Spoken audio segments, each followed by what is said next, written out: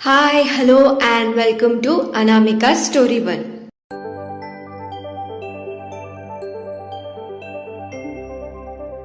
आज हम सुनने जा रहे हैं एक प्यारी सी प्रेम कहानी जिसका नाम है आदुरे हम, चैप्टर 27।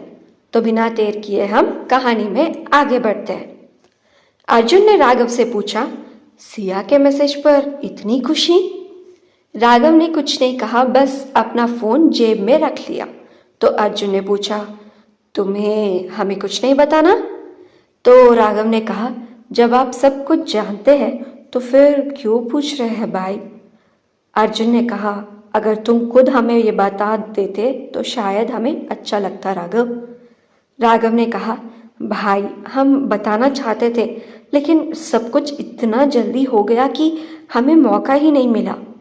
अर्जुन ने कहा, लेकिन इस तरह मजबूरी में शादी करने की क्या जरूरत थी? हम मिलकर कुछ और सोच लेते।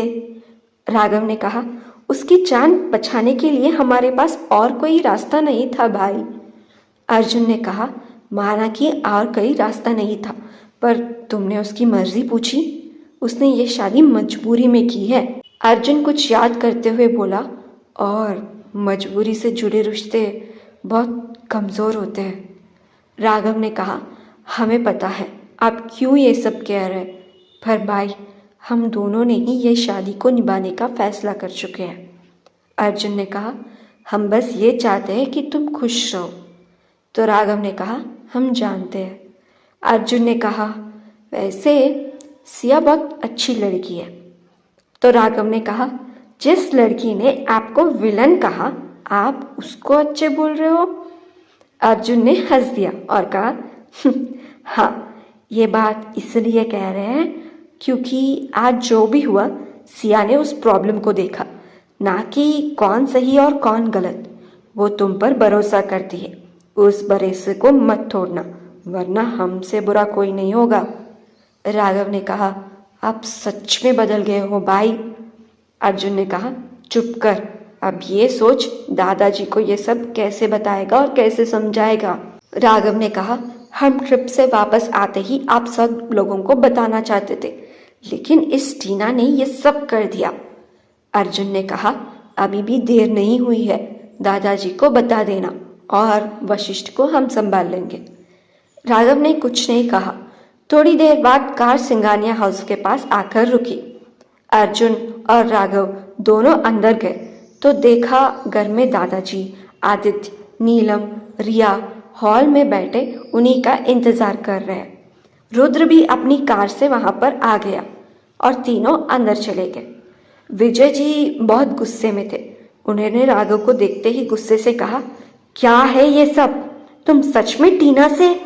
राघव उनकी बात को बीच में काटते हुए बोला, बिल्कुल नहीं, हम उससे कोई प्यार नहीं करते। राघव ने दादाजी की मन की बात जान लिया था, इसीलिए उसने सवाल पूरा पूछने से पहले ही जवाब दे दिया। तो विजय जी पूछे, तो फिर ये सब क्या है? राघव ने कहा, ये सब झूठ है, उस लड़की ने झूठी बातें फैलाई है। नीलम बोली, कोई भी लड़की इतना बड़ा झूठा इल्जाम कैसे लगा सकती है? जरूर तुम दोनों के बीच कुछ तो हुआ होगा, उसके बातों में कुछ तो सच्चाई होगी।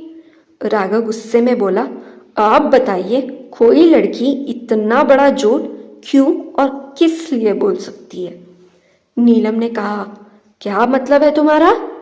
तो राघव ने कहा, आपकी तो पुरानी आदत है ना। नीलम को बहुत गुस्सा आया, वो गुस्से से चीखी, राघव। राघव ने कहा, चिल्लाइएगा मत। आदित्य ने कहा, राघव ये कैसे बात कर रहे हो अपनी माँ? राघव आदित्य की बात को बीच में काटते हुए बोला, वो हमारी कोई नहीं है और आप भी हमारे कोई नहीं है।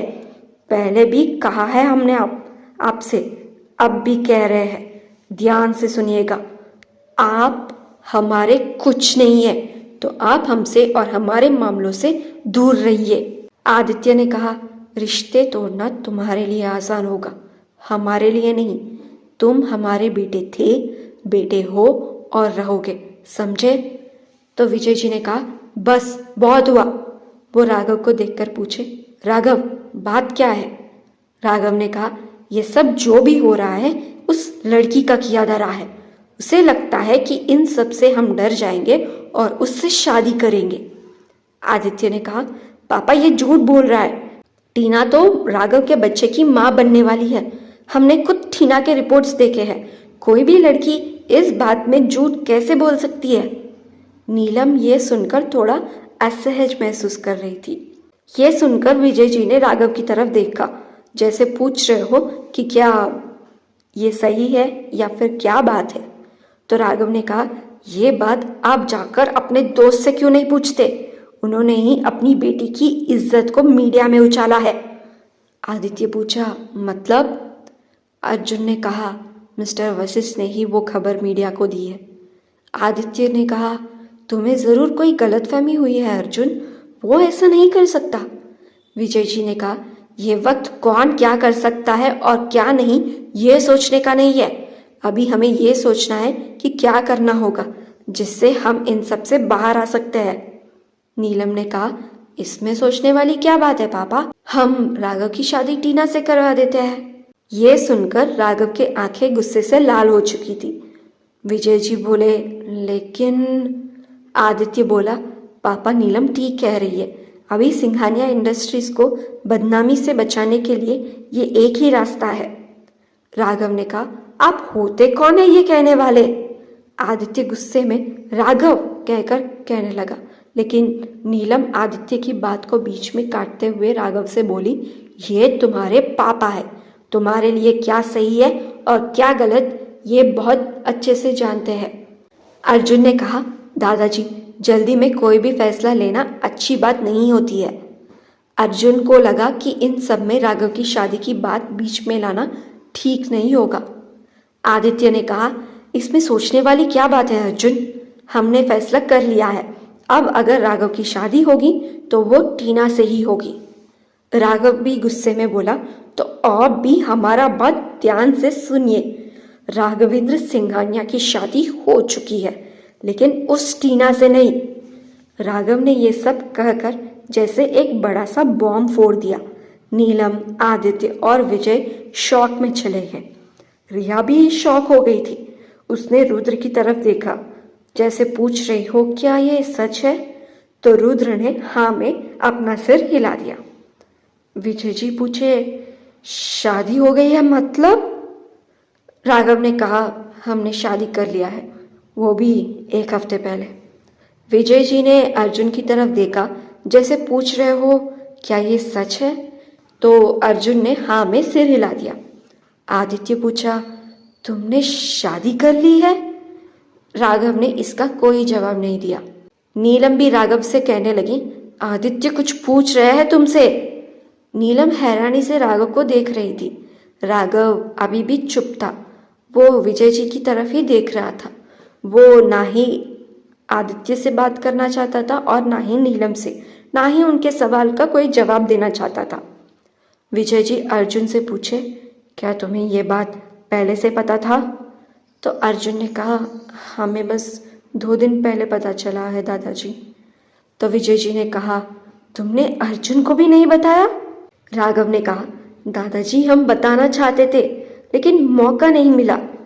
उस लड़की की माँ का अचानक से डेथ हो गया है और हम इस ट्रिप से वापस आने के बाद सबको बताने ही वाले थे, लेकिन ये सब हो गया। विजय जी बिना राघव की तरफ देखे उठ खड़े हुए और सामने देखकर बोले, हमें लगा कि कम से कम आप अर्जुन से सारी बातें बताकर करते हैं, लेकिन आज पता चला कि आप बहुत बड़े हो गए हो। ये सुनकर राघव थोड़ा उदास होकर बोला, दादाजी। विजय जी बीच में ही राघव को रोकते हुए बोले, हमें वो लड़की कल तक यहाँ चाहिए। अब आप चाहे जिस भी हालतों में शादी की हो, वो इस घर की बहू है। नीलम बोली, पापा आप किसी भी एरे गेरे लड़की को इस घर की बहू कैसे कह सकते हैं? तो विजय जी ने कहा, हमने कह दिया तो बस बात खत्म। वो बिना राघव की तरफ देखे अपने कमरे में चले गए। उन्हें इस बात से बहुत ठेस पहुंची थी। उन्हें ये बात बहुत बुरा लगा कि राघव ने इतना बड़ा फैसला कर लिया और उन्हें बताया भी नहीं। नीचे राघव को एक फोन आया। तो वो अर्जुन के साथ बाहर चला गया। कुछ देर बाद नीलम अपने कमरे में इधर से उधर चक्कर लगा रही थी। नीलम खुद से बोली, ये लड़की, एक पैसे की अकल नहीं है इस लड़की में। रिया जो अपने कमरे में जा रही थी, वो नीलम की आवाज़ सुनकर उस रूम के दरवाजे के पास ही रुक गई। नीलम आगे कहने लगी, क्या ज़रूरत थी मीडिया के पास जाने की और प्रेगनेंसी की झूठी अफवाह फैलाने की। सब लोग जानते हैं राघव लड़कियों से कितना दूर रहता है, फिर भी ये लड़की कहा था इससे कि कोई गलती मत करना, लेकिन ये ऊपर से अपना फ़ोन भी बंद करके रखा है। और ये आशीष, इसने कहा कि राघव लौटकर मुंबई नहीं आएगा, तो ये वापस कैसे आया। ये सब लोग किसी काम के नहीं है। हमें ही कुछ ना कुछ करके राघव को रास्ते से हटाना होगा। रिया तो ये सब सुनकर हैरान हो गई। तभी नीलम का फ़ोन बजा। फ़ोन उठाते ही वो परेशान हो गई। नीलम ने कहा, हाँ हम अभी आ रहे हैं। इतना कहकर वो वहाँ से बाहर चली गई। रिया तो बस अपनी माँ की बातों से सदमे में चली गई। वो अपने कमरे में गई और विवान को फ़ोन कर दिया। विवान ने फ़ोन उठाते ही कहा, हाँ बोलो। रिया ने पूछा, विवान, राघव भैया ने शादी कर लिया है, ये बात आपको पता थी? तो विवान हैरान होकर बोला, शादी? रिया ने कहा, हाँ शादी। विवान ने कहा, नहीं, हमें इस बारे में कुछ नहीं पता। और तुम्हें किसने बताया? रिया ने कहा, खुद राघव भैया ने। रिया ने विवान को सब कुछ बताया, जो भी अभी घर पर हुआ था। विवान ने पूछा, रुद्र को भी यह बात पता था? तो रिया ने कहा, हाँ। तो विवान बोला, राघव ने हमें कुछ नहीं बताया। रिया बोली, अच्छा विवान सुनिए, प्रॉब्लम वो नहीं है। तो विवान पूछा, क्या हुआ, तुम इतनी परेशान क्यों हो? रिया ने कहा, हमने अभी अभी माँ की बातें सुनी है। वो कह रही थी कि रिया ने वो बताया जो उसने नीलम को कहते हुए सुना। सब सुनने के बाद विवान खामोश हो गया। तो रिया पूछी, आप खामोश क्यों हैं? क्या आप ये बात जानते हैं? तो विवान ने एक लंबी सांस ली और कहा, हाँ, हम ही नहीं, राघव और अर्जुन भैया भी जानते हैं। रिया बोली, अगर जानते हैं तो उन्होंने आज तक घर में किसी को बताया क्यों नहीं? अगर पापा को पता होता तो वो माँ को घर से निकाल ही देते। विवान ने कहा, यही तो वो नहीं चाहते। रिया बोली, हम कुछ समझे नहीं। तो विवान ने कहा, रिया, अर्जुन भैया और राघव अपने माँ से तब दूर हो गए थे जब उन्हें उनकी बहुत ज़रूरत थी। और वो दोनों माँ की जगह क्या होती है, उनके बिना ज़िंदगी कैसी होती है, कितनी मुश्किल होती है, ये सब जानते हैं। वो ये नहीं चाहते कि तुम और युग ये दुख सहो, चाहे वो जैसी भी हो। है तो तुम्हारी माँ ही ना। अगर तुम दोनों की बात नहीं होती तो राघव उन्हें उसी दिन मार देता जिस दिन उन्होंने आशीष कपूर से मिलकर अर्जुन भैया के साथ वो सब किया था। रिया के आंखों में आंसू थे, लेकिन विवान के आखिरी शब्द सुनकर उसके आंखों में गुस्सा उतर आया। वो पूछी, क्या कहा आपने? विवान को याद आया कि उसने क्या कहा। उसने अपनी आंखें बंद कर ली और मन ही मन बोला, ओ नो, ये क्या कह दिया हमने। रिया पूछी, अर्जुन भैया के किडनैपिंग के पीछे माँ का हाथ था? विवान खामोश था। तो रिया बोली, हम आपसे कुछ पूछ रहे हैं विवान। तो विवान ने कहा, हाँ, वो राघव और अर्जुन भैया के बीच दरार लाना चाहती थी, इसीलिए। रिया के आंखों में आंसू आ गए। वो बोली, इतना सब कुछ हो रहा था और आपने हमें कुछ नहीं बताया? विवान बोला, हम भी नहीं चाहते थे कि तुम्हें ये सब पता चले। विवान उसे ये सब समझा रहा था, लेकिन रिया ने कुछ नहीं कहा और फ़ोन काट दिया। रुद्र अपने दादाजी के कमरे में गया। उसने देखा कि विजय जी खिड़की के पास खड़े थे। रुद्र अंदर जाते हुए उन्हें बुलाते हुए कहने लगा, दादाजी। तो विजय जी बोले, हाँ रुद्र। रुद्र पूछा, क्या हम आपसे कुछ देर बात कर सकते हैं? तो विजय जी ने पूछा, अब क्या तुमने भी किसी से शादी की है?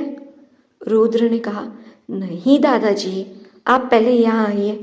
रुद्र ने विजय जी को बिस्तर पर बिठाया और कहने लगा, आप राघव भैया से नाराज हो? तो विजय जी ने कहा, रुद्र, राघव ने बिना किसी को बताए ये सब कर दिया, हमारा नाराज होना तो जायज है ना? तो रुद्र ने कहा, हाँ, नाराज होना तो बनता है। विजय जी ने कहा, पता है, हमने राघव के लिए बहुत अच्छी लड़की देखी थी। रुद्र ने पूछा, क्या टीना? तो विजय जी उसके बात को बीच में काटते हुए बोले, बिल्कुल नहीं, वो लड़की राघव के लायक ही नहीं। हमारे ध्यान में जो लड़की है उससे हम उदयपुर में मिले थे, उसे बस एक बार देखा था हमने, और उसी एक ही मुलाकात में हमारे दिल में अपनी जगह बना लिया है उस लड़की ने। वो बिल्कुल हमारी महिमा बहू की तरह थी, बोली सी सूरत और आंखें बिल्कुल समुंदर जैसे गहरे। अपनों से बड़ों लोगों का आदर करना उसे बहुत अच्छे से आता है। रुद्र ने कहा, बाप रे, आपने एक ही मुलाकात में उसके बारे में इतना सब कुछ जान लिया? तो विजय जी बोलने लगे, बेटा, हम भी अपने ज़माने में सक्सेसफुल बिजनेसमैन थे, लोगों को परखना आता है हमें। रुद्र ने कहा, ठीक है, मान लिया, बहुत ग्रेट है। विजय जी ने ये सुनकर हंस दिया। तो रुद्र ने आगे कहा, लेकिन दादाजी, ये भी सोचिए ना, राघव भैया जैसे इंसान जो शादी और प्यार के नाम से ही चिढ़ते हैं, उन्होंने शादी कर लिया है, तो जरूर वो लड़की अच्छी ही होगी ना? विजय जी बोलने लगे, अच्छा, तो यहाँ अपने भाई की वकालत करने आए हो? तो रुद्र ने कहा, नहीं, हम यहाँ भाभी की वकालत करने आए हैं। विजय जी बोले, तुम जानते हो? रुद्र ने कहा, हाँ, लेकिन हमें भी बस 2 दिन पहले ही पता चला है उनके शादी के बारे में, लेकिन हम ये चाहते थे कि भाई खुद ये बात आपको बताए। शायद अर्जुन भैया ने भी यही सोचकर आपको नहीं बताया होगा। तो विजय जी बोले, वैसे भी कल वो आ रही है ना, तो देखते हैं। रुद्र ने स्माइल कर दिया, लेकिन दादाजी किसी सोच में खो गए। अर्जुन अपने कमरे में राघव से फोन पर बात कर रहा था। अर्जुन ने पूछा, पर राघव? राघव ने कहा, भाई, इसके अलावा और कोई रास्ता नहीं है इन लोगों को सामने लाने का। अर्जुन ने कहा, ठीक है, हम हमारे लोगों को कोड रेड को एक्टिवेट करने के लिए कह देते हैं। अर्जुन बात ही कर रहा था कि तभी रिया अर्जुन के कमरे में रोते हुए आकर उसके गले लग गई। अर्जुन थोड़ा घबरा गया और पूछा, रियू, क्या हुआ? रो क्यों रही हो? राघव ने जब सुना कि रिया रो रही है, वो भी थोड़ा परेशान हो गया। अर्जुन ने रिया को सोफे पर बिठाया और पानी का ग्लास लेकर उसे पानी पीने को दे दिया। वो रिया के आगे घुटनों पर बैठ गया। जैसे ही रिया ने पानी पिया, अर्जुन ने रिया के आंसू पोंछे और पूछा, अब बताओ, क्यों रो रही हो? रुद्र ने कुछ कहा है क्या? रुद्र, जो अर्जुन के कमरे के बाहर से ही गुजर रहा था, अपना नाम सुनकर अर्जुन के कमरे में आ गया।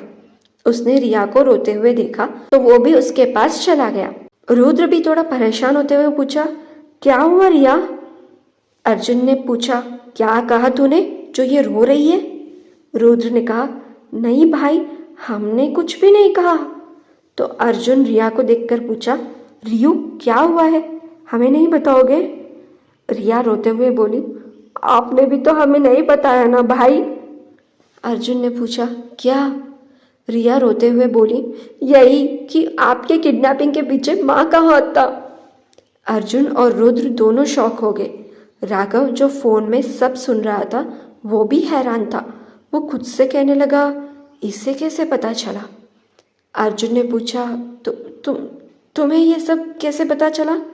रिया रोते हुए बोली, बस पता चल गया, और ये भी कि मॉरिशस में राघव भैया पर आशीष कपूर ने हमला किया है। रुद्र अर्जुन की तरफ देखकर पूछा, क्या राघव भैया पर हमला हुआ है? अर्जुन रुद्र के क्वेश्चन को इग्नोर करके रिया से पूछा, तुम्हें हमले के बारे में कैसे पता चला? रिया अभी भी रो रही थी। वो रोते हुए बोली, हमने खुद माँ को इस बारे में बात करते हुए सुना है। आज जब उन्हें पता चला कि राघव भैया की शादी हो गई, तो वो अपने कमरे में बैठे टीना को और आशीष कपूर को खोस रही थी। राघव ने अपने हाथ की मुट्ठी बना ली। अर्जुन ने पूछा, तुमने उनसे इस बारे में कुछ पूछा तो नहीं? रिया रोते हुए बोली, हम पूछना चाहते थे, लेकिन किसी का फ़ोन उन्हें आया था तो वो परेशान होकर बाहर चली गई। अर्जुन ने कहा, ठीक है, उनसे इस बारे में कुछ मत पूछना। रिया थोड़ा रोते हुए और गुस्से में बोली, नहीं भाई, हम उनसे पूछेंगे, वो राघव भैया के साथ ऐसे कैसे कर सकती है? और आप तो उनके सगे बेटे हुए, वो आपके साथ ऐसे कैसे कर सकती है? अर्जुन बोला, रियू हमारी बात सुनो, तुम हमारी प्यारी बहन हो ना? रिया ने बस अर्जुन की तरफ देखा तो अर्जुन ने आगे कहा, हमारी बात मानो, ना ही हम और ना ही राघव ये चाहते हैं कि तुम दोनों इन सब में पड़ो। वैसे तुमने युग को कुछ नहीं बताया है ना? तो रिया बोली, वो अपने किसी दोस्त की शादी के लिए उदयपुर गया है। रुद्र ने पूछा, उदयपुर? लेकिन वो सुबह तक तो यही था, तो अचानक उदयपुर? अर्जुन ने कहा, अच्छा ठीक है, कोई बात नहीं, उसे कुछ मत बताओ और जाओ, जाकर सो जाओ। रिया ने कहा, नहीं, हम उस घर में नहीं जाएंगे। अर्जुन ने कहा, ठीक है, जाओ, जाकर अपने कमरे में सो जाओ। रुद्र रिया को लेकर वहां से चला गया। अर्जुन फोन पर राघव से कहने लगा, रिया को पता चल गया है, उसका अब उस घर में रहना ठीक नहीं है। राघव ने कहा, जैसे आप ठीक समझो भाई।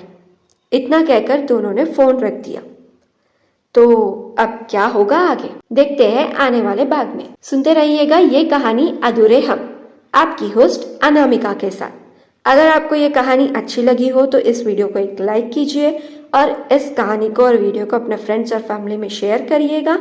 और इस कहानी में आपको क्या अच्छा लग रहा है नीचे कमेंट सेक्शन में ज़रूर बताइएगा। आगे के अपडेट्स के लिए हमारे चैनल को सब्सक्राइब करके बेल आइकन भी क्लिक कर लीजिएगा। अगर आप ये कहानी पूरी तरह पढ़ना चाहते हैं तो डिस्क्रिप्शन में लिंक है, बायो में भी लिंक है, उसको प्रेस करके पूरी कहानी पढ़ लीजिएगा। Thank you so much for listening. Thank you so much for your love and support. Take care and bye bye.